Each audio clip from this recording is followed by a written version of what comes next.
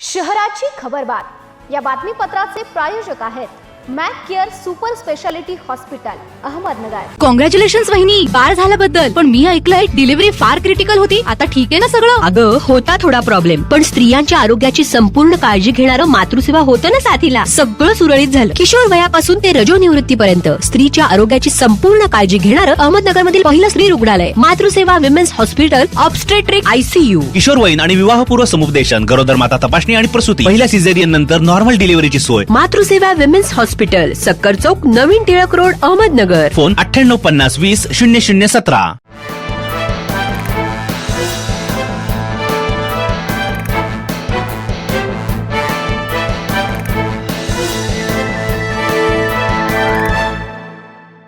नमस्कार, मी साक्षी, न्यूज 24 सह्याद्रीमध्ये तुमचं स्वागत। पाहूया अहिलानगर शहरातील महत्त्वपूर्ण बातम्यांचा आढावा शहराची खबरबातमध्ये। शहरातील बोल्लेगाव परिसरात एक अत्यंत दुर्दैवी घटना समोर आली आहे। पाण्यात बुडल्यामुळे अवघ्या 4 वर्षाच्या चिमुकल्याचा उपचारापूर्वीच मृत्यू झाला। साई विशाल पवार असे या मृत बालकाचं नाव आहे। या घटनेमुळे संपूर्ण परिसरात हळहळ व्यक्त केली जात आहे। पोलिसांकडून मिळालेल्या माहितीनुसार बोल्लेगाव येथील भारत बेकरी जवळील आंबेडकर चौक परिसरात राहणारा साई पवार हा चिमुकला सोमवारी अचानक पाण्यात बुडाला। केडगाव येथील मराठा नगर परिसरात कला केंद्रासाठी आगाऊ रक्कम म्हणून प्रत्येकी 50,000 रुपये स्वीकारलेल्या 2 तरुणी कार्यक्रमात सहभागी न होता पसार झाल्याची घटना उघडकीस आली। याच वेळी घरातील कपाटातून 35,000 रुपयांची रोख रक्कम चोरीस गेल्याने एकूण 1,35,000 रुपयांचा आर्थिक फटका बसला। या प्रकरणी कोतवाली पोलीस ठाण्यात दोन्ही तरुणांविरुद्ध गुन्हा दाखल करण्यात आला।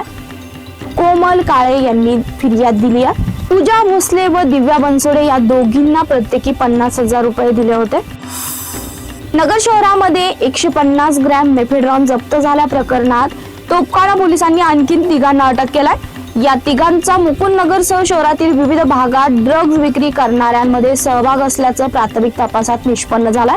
न्यायालयाने 3 संशयित आरोपींना 24 जुलैपर्यंत पोलीस कोठडी सुनावली आहे। या प्रकरणातील मुख्य सूत्रधार आणि ड्रग्ज पुरवठ्याची संपूर्ण साखळी उघड करण्याचं मोठं आव्हान पोलिसांसमोर आहे। आली काशिद शेख, दिनेश फारुख शेख आणि कासिम सज्जाद खान अशी नव्याने अटक करण्यात आलेल्या आरोपींची नावे आहेत। अहिलानगर ते मनमाड या राष्ट्रीय महामार्गावरील रस्त्याची दुरवस्था अपघाताच्या घटनाबाबत दाखल करण्यात आलेल्या जनहित याचिकेची छत्रपती संभाजीनगर येथील मुंबई उच्च न्यायालयाच्या खंडपीठाने गंभीर दखल घेतली असून न्यायालयाने संबंधित कंत्राटदार कंपनींनाही प्रतिवादी म्हणून आपले म्हणणे सादर करण्याचे निर्देश दिलेत। ॲडव्होकेट शिवराज कडू पाटील यांच्या माध्यमातून या रस्त्याबाबत जनहित याचिका दाखल करण्यात आली आहे।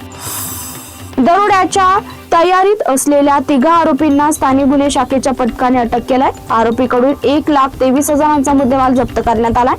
संदीप नटवर राठोड, आदित्य उर्फ गोला बलराम शेखावत, करण भगत शेखावत अशी अटक केलेल्या आरोपींची नावे आहेत। शहराची खबरबातमध्ये इथे सांगतोय, तुम्ही पाहत राहा न्यूज 24 सह्याद्री।